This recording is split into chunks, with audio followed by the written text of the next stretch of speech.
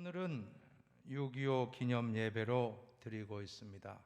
6.25가 일어난 지 금년도는 72주년이 되는 해인데 72년 전 1950년 6월 25일 주일 새벽 4시에 모두가 평안하게 잠자고 있을 때, 또 군인들은 다 외출 외박을 하고 자리를 비운 틈을 타고 기습적으로 남침해서 하루 만에 의정부가 떨어지고 3일 만에 수도 서울이 함락되었습니다.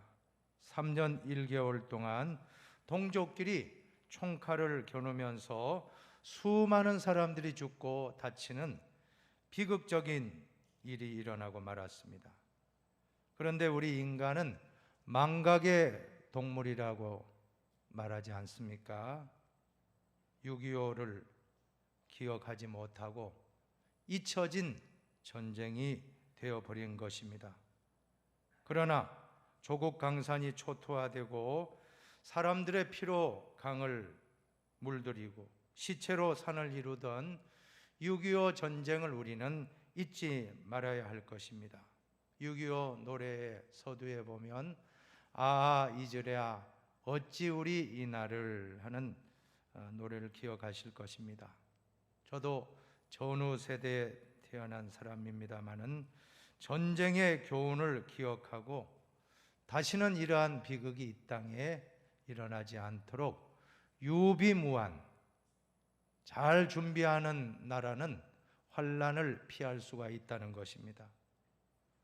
오늘 6.25 전쟁 당시의 참상을 떠올려 보면 여러 인터넷과 또 여러 영상물을 참조하시면 수많은 시체 앞에서 가족을 찾아서 울부짖는 여인의 모습, 또 죽은 엄마 옆에서 울고 있는 어린아이의 모습, 특별히 잊을 수 없는 사진은 1.4 후퇴 때 대동강 철교가 끊어졌는데 그 철교 위에 매달려서 고개하듯이 수많은 사람들이 나무로 남아하는 광경을 떠올려 보시기 바랍니다. 그 당시 북쪽으로 향하는 피난민은 한 사람도 없었습니다. 모두가 다 나무로 피난했던 것입니다. 그 추운 겨울날 오직 자유를 찾아서 남아했습니다. 왜 그렇습니까? 해방 이후 또 전쟁 이후 공산 치하를 경험했던 사람들은 자유를 위하여 나무로 피난 내려올 수밖에 없었습니다. 자, 오늘 8절을 한번 같이 봉독하십시다. 8절입니다. 너희 패역한 자들아 이 일을 기억하고 장부가 되라. 이 일을 마음에 두라. 기억하고 마음에 두라고 하는데, 유대인들은 2차 세계대전 당시에 히틀러에 의해서 무려 600만 명이 학살당한 후에 홀로코스트 기념관을 세웠습니다. 그리고 그곳에 이러한 문구를 새겼다고 합니다. 용서는 하지만 잊지는 말자. 한번 해봅시다. 용서는 하지만 잊지는 말자. 히틀러의 만행을 잊지 말아야 한다. 이것이 유대인들의 역사의식이고, 역사의식이 뛰어난 민족은 세계를 지배하는 것입니다. 우리나라는 너무나도 냄비 근성이 아닙니까? 냄비처럼 금방 끓어오르다가 또 금방 식어지는 것이 우리 민족성의 특성이라고 하는 것입니다. 그래서 쉽게 흥분하고 또 쉽게 또 잊어버립니다. 그러나 우리는 이 시간 역사를 망각하는 민족에게는 내일이 없다. 또한 과거에 대해 눈 감은 자는 결국 현재에 대해서도 눈 멀게 된다 하는 것을 기억하며 6.25 72주년을 맞이하여 하나님의 음성을 들을 수 있게 되기를 축원합니다. 먼저 첫 번째로 6.25 한국 전쟁의 영적인 원인을 기억해야 하겠습니다. 6.25 전쟁의 원인은 먼저 정치 군사적인 면에서 1950년 1월 10일 당시 미 국무장관이었던 에치슨이 미국 태평양 방어선을 알래스카, 일본 오키나와 또 필리핀으로 선을 정했습니다. 이것이 소위 에치슨 라인이라고 하는데 미군은 철수했죠. 또 에치슨 라인은 한반도를 뺐죠. 한반도 밑으로 선을 긋다 보니까 소련이 북한에게 남침을 제거해주고 속전속결로 북한이 남침을 강행하면 미군이 개입하기 전에 승리한다. 오판을 가져왔던 것입니다. 이것은 얼마 전에 소련의 비밀 문서에 다 나타나 있습니다. 그 극비 문서가 다 드러났습니다. 그러나 이러한 정치 군사적인 원인보다 오늘 우리는 영적인 안목으로 볼 수 있기를 바랍니다. 6.25 전쟁은 하나님의 채찍이라고 하는 것입니다. 우리 민족의 죄악에 대한 하나님의 심판이었습니다. 두 가지 큰 과오를 범했는데 첫 번째는 신사참배, 우상숭배죄를 지었습니다. 평양은 제2의 예루살렘이라고 했는데 평양에서 대한예수교 장로회 총회에서 신사참배는 종교행위가 아니다. 국가에 대한 단순히 충성스러운 모습이다라고 하며 신사참배를 교단이 결의하고 말았습니다. 그리고는 교회의 종을 떼어서 일본의 전쟁 무기를 만드는 데 헌납했습니다. 주기철 목사님과 같은 신앙의 절개를 지킨 목사님들을 파면하는 죄를 범했습니다. 그런데 참으로 등골이 오싹한 것은 그 10년 후 정확하게 1938년 9월 9일에 신사참배가 가결되었는데 10년 후 1948년 9월 9일이 바로 북한 정부가 수립된 그 날짜인 것입니다. 우연의 일치가 되기는 너무나도 신기합니다. 만약 그때 교단 차원에서 아무리 일제가 압박해 온다 할지라도 신사참배는 안 하겠다라고 순교하는 각오로 목사님들이 매달렸다면 우리나라가 남북이 분단되고 북한이 저렇게 되지 않았을 것 아닌가. 오늘 우리는 영적으로 봐야 될 줄로 믿습니다. 우상숭배의 죄악이 첫 번째다. 두 번째 영적인 원인은 교회가 사분오열되고 분열되었던 것입니다. 얼마나 해방 이후에 혼란했습니까? 서로 잘났다는 거예요. 우리는 신사참배 안 했으니까 우리가 최고다. 신사참배한 자들은 목사도 아니다 무시하고, 또 신사참배한 교단의 대표들은 우리가 교회를 지켰다라고 회개하지 않고 서로가 정죄하고 서로가 분열하고 교파가 막 쫙쫙 갈라지는데 너무나 분열이 많았다는 것입니다. 왜 분열됩니까? 교만 때문에. 내가 최고다, 다른 사람은 아무것도 아니다 할 때 분열이 일어났습니다. 교회가 교만하면 하나님의 심판을 받습니다. 1000년 동안 국교가 되었던 러시아 정교회가 교만하여 타락하였을 때 제일 먼저 러시아가 공산주의 혁명이 일어나고 말았습니다. 저는 러시아를 2000년도에 방문해 보았는데 상트 페테르부르크라고 하는 도시에 가봐서 그 도시의 건물들이 얼마나 화려한지 100년 전에는 귀족들이 참 어마어마하게 호사스러운 삶을 누렸구나 하는 걸 제가 간접적으로 체험한 적이 있습니다. 결국 교회가 타락하고 가난한 자와 억눌린 자를 외면하고 귀족 중심, 가진 자 중심으로 안주하다가 볼셰비키 혁명이 그 땅에서 일어나고 만 것입니다. 그뿐입니까? 공산혁명이 일어날 때 종교개혁의 본산지라고 할 수 있는 독일 땅에서는 히틀러가 일어나서 나치를 통해서 세계 전쟁을 일으키고 많은 사람을 죽게 하는 결과를 가져왔습니다. 교황청이 있었던 이탈리아에는 독재자 무솔리니가 등장했던 것입니다. 동방의 예루살렘인 평양에서는 김일성이가 일어나서 종교는 인민의 아편이요 하나님은 없다, 이 사상으로 나라를 세운 것 아닙니까? 참 아이러니한 것입니다. 선줄로 생각하는 자는 넘어질까 조심하라. 우리는 교만하면 안 될 줄로 믿습니다. 우상 숭배제를 회개하고 교단 분열을 회개하고 손가락질하고 싸우고 다투고 분열하는 것을 회개해야 됩니다.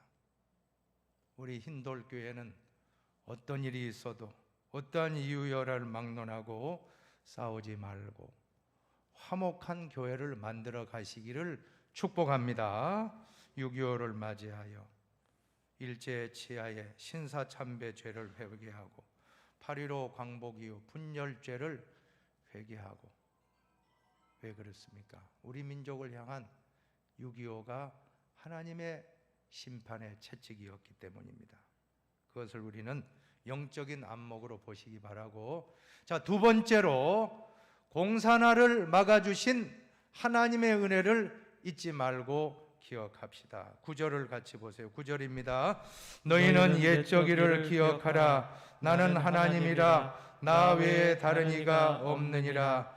나는 하나님이라. 나 같은 이가 없느니라.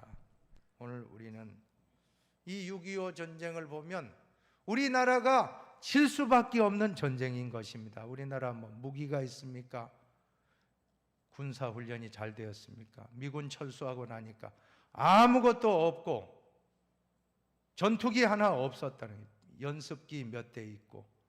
그러나 북한은 전투기, 또 소련제 T-34 탱커 242대로 밀고 내려오니 하루 만에 의정부, 3일 만에 수도 서울, 한 달 만에 낙동강 전선까지 정말 대응 하나 못하고 쫓겨 내려온 것 아닙니까?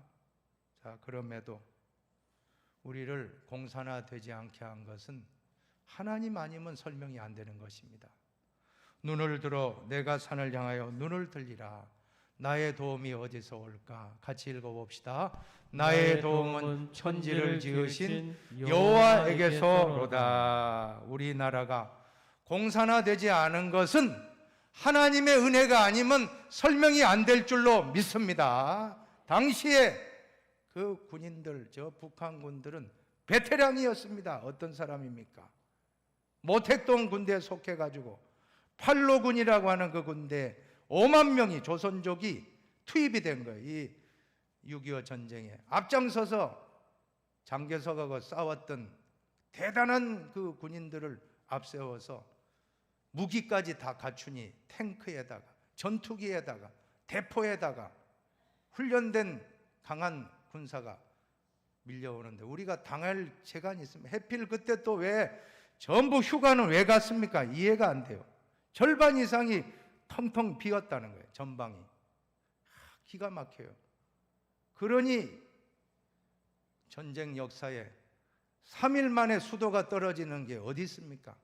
아마 한국 전쟁이 처음일 겁니다. 3일 만에 그냥 수도 버리고 다 도망가고. 정말 우리가 생각하면 공산화 안 된 거는 기적이에요. 기적입니다. 저는 생각합니다. 만약 6.25 전쟁이 없었다면 대한민국은 베트남처럼 공산화 됐을 거예요. 왜냐하면 미 군정이 통치할 때 그때 여론조사 해봤거든요. 다 신생국가 국민들 여론조사에 다 사회주의가 좋다는 거예요. 왜냐하면 다 먹여주니까. 다 잘 살고 다 먹고. 지주들로부터 소장농들이 80% 땅을 주겠다 혹하는 거예요. 너무 좋으니까 다 78%가 우리나라 사회주의 해야 된다. 자, 그런 사상 이론은 그렇다는 거예요. 그러나 다 같이 잘 먹고 잘 살자는 공산주의 이론인데 실제는 어떻습니까? 지금 보세요. 지금 이 지구상에서 공산주의 사상으로 잘 먹고 잘 사는 나라 하나도 없습니다. 다 같이 못 사는 나라가 된 것입니다. 하향 평준화라고 부르는데, 공산주의 종주국 소련은 해체되어서 동구 유럽이 다 뿔뿔이 분립됐고, 중국도 덩샤오핑의 흑묘, 백묘, 검은 고양이건 흰 고양이건 뭐 공산주의건 자본주의건 쥐만 잘 잡으면 된다 해서 자본주의 이론을 과감하게 도입했어요. 그래서 개인의 사유재산을 인정하니까 놀라운 경제 발전, 중국이 지금 등소평이 그 공로자입니다. 그 사람이 개방 정책을 했기 때문에. 자, 우리나라 남북을 비교해 보면 전쟁 후 70여 년이 지난 지금 똑같은 민족인데 똑같이 폐허가 됐습니다. 그런데 남한은 산업화와 민주화를 다 이루어내는 기적을 이루었습니다. 그러나 북한은 식량 문제도 해결 못하고, 더욱 심각한 것은 민주화가 전혀 이루어지지 않고, 인권은 뭐 최악 국가, 인권은 최악인 나라로 지금 되어 버렸습니다. 여행객을 총으로 쏴 죽이고, 또 뭐 미국 시민을, 청년을 뇌사 상태로 만들어서 원비어라고 하는 사람은 또 미국에 왔지만 죽었고, 얼마 전에 해수부 공무원 기관총으로 쏘았다 그래요. 거기 보면 녹취록 잠깐 그저 보도되는 걸 보면 자기들끼리 대화하는 내용이 761로 해라. 761로 해야 되면 761이라는 게 뭐냐면 기관총 M60 그 탄환 구경이 762라는 거예요. 요 코앞에 있는 걸 기관총으로 쏘면 흔적이 남겠습니까? 그렇게 악랄한 거예요. 그렇게 참 잘못된 것입니다. 우리가 만약에 공산화되었다면 우리 인권 없습니다. 우리는 김정은 장군님 찬양하고 이렇게 할 거예요. 얼마 예배도 없어요, 여러분. 여러분, 누가 지켜줬습니까? 하나님을 부정하고 인권을 탄압하는 공산 세력을 막아주신 분은 저는 하나님이라고 저는 믿습니다. 만약에 전쟁이 없었다면 아마 그냥 사회주의 국가로 갔을지 모르겠어요. 다 먹고 잘 사니까, 잘 사는 나라라고 그렇게 했다면 우리는 공산주의에 넘어갔을 겁니다. 공산주의의 실체를 전쟁을 통해서 우리가 알게 되고, 지금 70년 지난 지금 결과가 나무는 열매로 나타나는 겁니다. 우리는 자유민주주의를 택해서 세계 10대 경제대국, 얼마 전에 누리호도 발사해서 7번째 발사국이 되었다라고 하는데, 어쨌든 기적입니다. 그러나 북한은 오직 핵무기 하나 붙잡고 지금 협박하고 있는 겁니다. 사랑하는 여러분, 오늘 영적으로 보시기를 축원합니다. 전쟁을 일으켰던 김일성이 휴전하고 땅을 치면서 통곡한 한 가지가 있는데, 왜 내가 수도 서울 정복하고 점령하고 3일 동안 왜 머물렀는지 그걸 후회했다고 그래요. 그것 때문에 다 방어선이 구축되는 시간이 벌어졌다고 하는데, 그때 3일 동안 군중대회를 열어서 소 잡고 돼지 잡고 잔치 벌이고, 많은 남한 사람들 이제는 참 천국이 왔다 하면서 먹고 즐기면서 3일을 서울에서 보냈다라고 하는데, 그것이 결정적인 실책인데, 그때 일본에 있던 메가더 원수가 수원 비행장에 날아와서 노량진 교두부에서 딱 망원경으로 북한의 그런 진지를 살피고 그렇게 하고 그런 대비책을 마련하게 되었다라고 하는 것입니다. 자, 누가 김일성의 판단을 흐리게 해서 3일 동안 서울의 발목을 잡아두었습니까? 하나님이에요. 그거는 아무 이유가 없다는 거예요. 왜 그랬는지.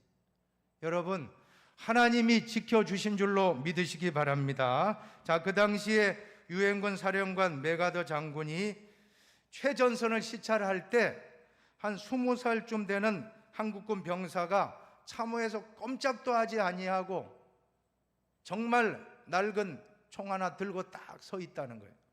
그래서 메가더 장군이 질문합니다. 자네는 왜 후퇴하지 않고 여기에 남았는가? 예, 상부의 명령이 없기 때문입니다. 참 충성스럽죠. 죽을 줄 알면서 도망가지 않고 딱 대기 명령을 기다린다는 겁니다. 자, 그때 감동을 받고 자네 소원이 뭔가? 그죠? 물었더니 저에게 적과 싸울 수 있도록 총과 실탄을 주십시오. 끝까지 싸우려고 하는 그 젊은이의 용기를 보고 야, 이 나라는 공산화되면 안 되는 나라다 하고 이 나라를 꼭 공산화로부터 지켜야 되겠다 하는 감동을 받았고, 그때 시찰하는 중에 인천 상륙 작전이 아이디어가 딱 떠올랐다는 거예요.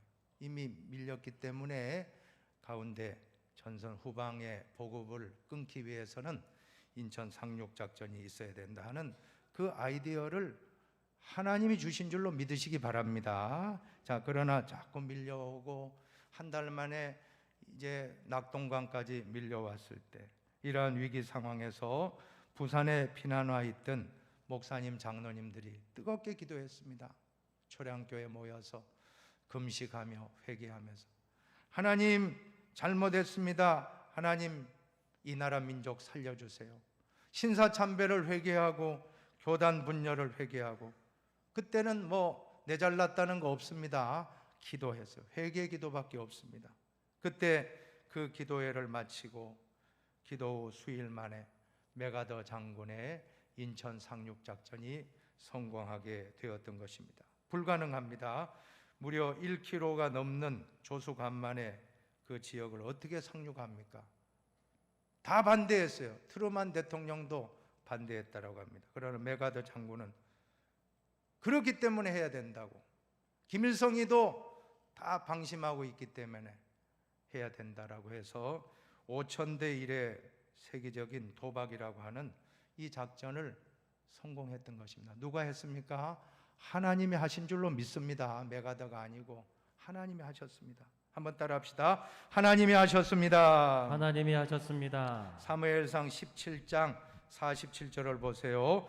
또 여호와의 구원하심이 칼과 창에 있지 아니함을 이 무리에게 알게 하리라. 전쟁은 여호와께 속한 것인즉 그가 너희를 우리 손에 넘기시리라. 한번 따라합시다. 전쟁은 하나님께 속한 것입니다. 하나님께 속한 것입니다. 네, 칼과 창이 아니에요. 요즘으로 하면, 그 당시 다윗은 칼과 창이고, 요즘식으로 현대적으로 적용하면 전쟁은 핵무기와 미사일로 하는 게 아닙니다. 하나님이 전쟁을 책임져 주심을 믿으시기를 바랍니다. 아무리 핵무기로 뭐 수십 기가 있다라고 하지만 여러분, 핵무기로 승리하는 게 아닙니다.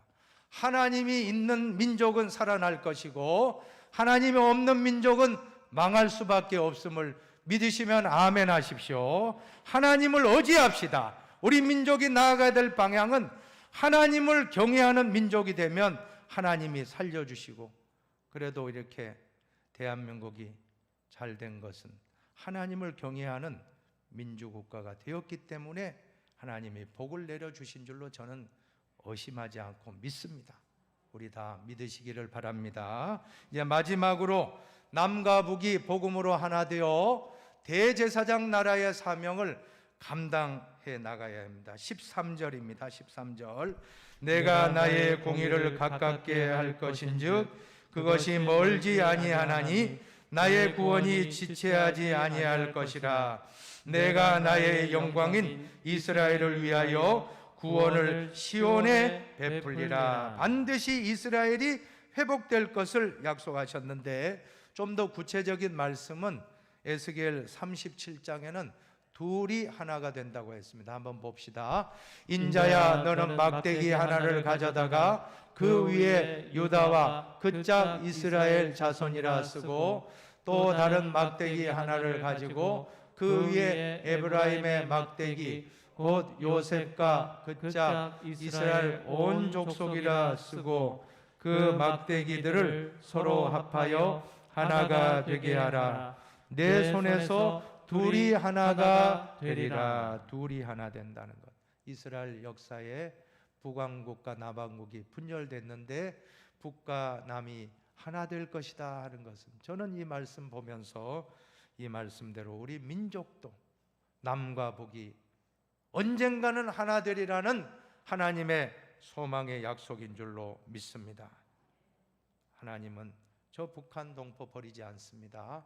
저 북녘 동포들 얼마나 순수합니까? 얼마나 열정적입니까? 김일성, 김정일에 대한 충성이 하나님께로만 돌아서면 될 줄로 믿습니다. 동상이 지금 3만 개니까 아마 마을마다 김일성 동상이 없는 곳이 없어요. 어찌 이래 됐습니까? 하나님을 경외하던 동방의 예루살렘 평양이 김일성, 김정일을 숭배하는 땅이 되고 만 것입니다. 그러나 이제 하나님께로만 돌아오면 그 순수한 백성을 하나님이 사용하실 줄로 믿습니다. 지금 북한 체제는 다 성경에서 따온 체제인 것입니다. 그래서 절대로 성경을 노출시키지 않습니다. 성경 읽는 순간 다 깨닫기 때문에. 북한 사람들 성경 읽고 나면 아, 우리가 속았구나. 여기 다 있네. 모든 게 여기 다 있네 하는 거예요.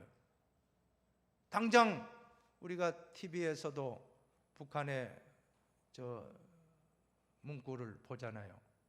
바위에 새겨놓고 또 어디 큰 플래카드를 해놓고 김일성은 우리와 영원히 함께한다 하는, 여러분 이 문구가 어디에서 왔습니까? 바로 성경입니다. 하나님이 우리와 함께 하신다는 게 임마누엘인데 이것을 둔갑시켰어요. 하나님 자리에 김일성이 위치한 것입니다.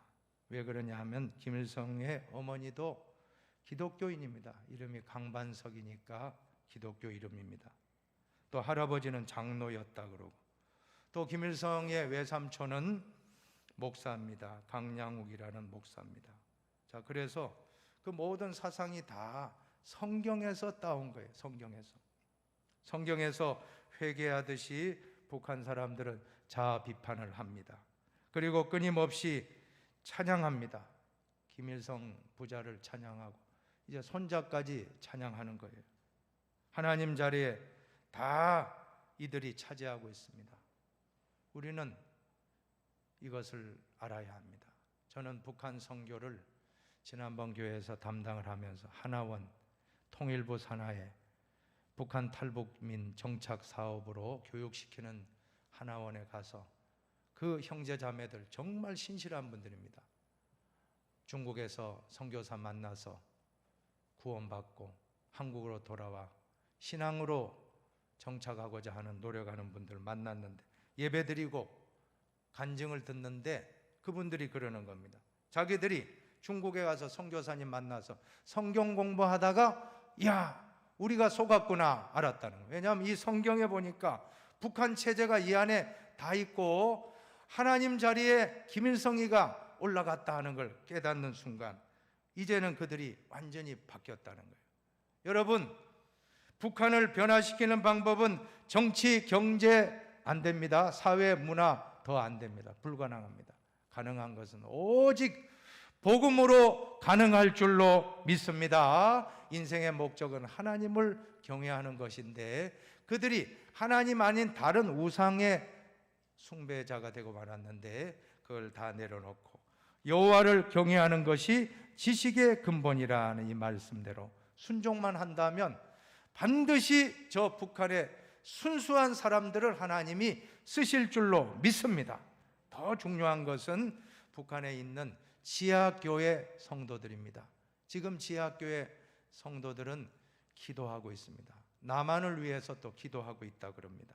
그렇게 목숨 걸고 신앙을 지키는 순수한 사람들인데 아마도 이들이 자유가 오게 되면 남한의 우리 신앙인들을 자극시키고 정말 남북이 복음을 하나 되어서 전 세계로 선교하는 대제사장 나라, 꼭 우리 민족 마지막 때 우리나라가 쓰임 받는 것은 우리나라로는 부족합니다. 남한으로는 안 됩니다. 남북한에 있는 성도들이 합하여 전 세계로 복음을 들고 나가는 대제사장 나라가 될 줄로 믿습니다. 이제 결론입니다. 오늘 이 6.25 기념 예배를 통해서 다시는 이 땅에 전쟁이 일어나면 안 됩니다. 전쟁이 일어나면 핵무기 빼고라도 지금 무기보다 한 6.25 때는 무기의 한 100배, 200배 다 파괴됩니다. 우리 경제 건설한 거 다 무너지고 북한도 망하고 다 망합니다. 전쟁은 절대 일어나면 안 됩니다. 손자병법에 보면 싸우지 않고 이기는 것이 최상책이라고 했습니다. 그 원문을 보면 좀 띄워주시면 고맙겠습니다. 부전이 구린지병, 선지 선자야. 무슨 뜻이냐면 부전, 화면을 좀 띄워주세요. 부전이란 건 싸우지 않는 겁니다. 부전, 싸움 전자, 안일부자, 그죠? 부전이 접속사. 굴종시킨다는, 굴복시킨다. 이는 적입니다. 지는 의. 적의 병사를 싸우지 않고 굴복시키는 것이 선지선, 최상책 중에 최상책이다.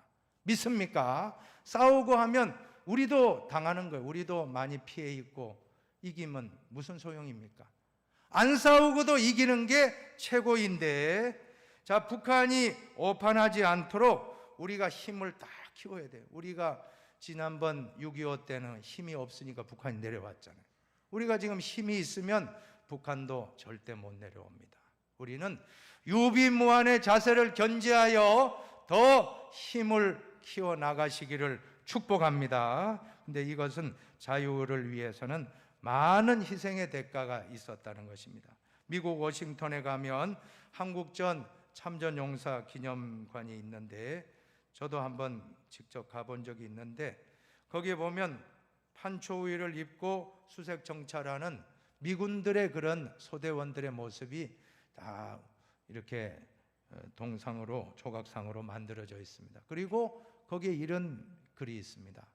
자유는 공짜가 아니다. 한번 따라합시다. 자유는 공짜가 아니다. 공짜가 아니다. 네, 그 많은 6.25 때 16개국에서 전투부대 또 여러 많은 후원을 해준 세계인들의 희생이 있었기 때문에 우리나라가 공산화되지 않은 것입니다. 이제 오늘 72주년 6.25를 기념하면서 세 가지를 정리하고 마치겠습니다. 한번 다 읽어주십시오. 첫 번째, 우리나라를 지켜주시고 지금도 안보하시는 하나님의 은혜를 잊지 말고 기억합시다. 둘째, 우리나라를 지키다가 사나운 순국 선열들의 희생을 잊지 말고 기억합시다. 세 번째, 우리나라를 위해서 고귀한 피를 흘린 유엔군의 도움을 잊지 말고 기억합시다. 기도하겠습니다.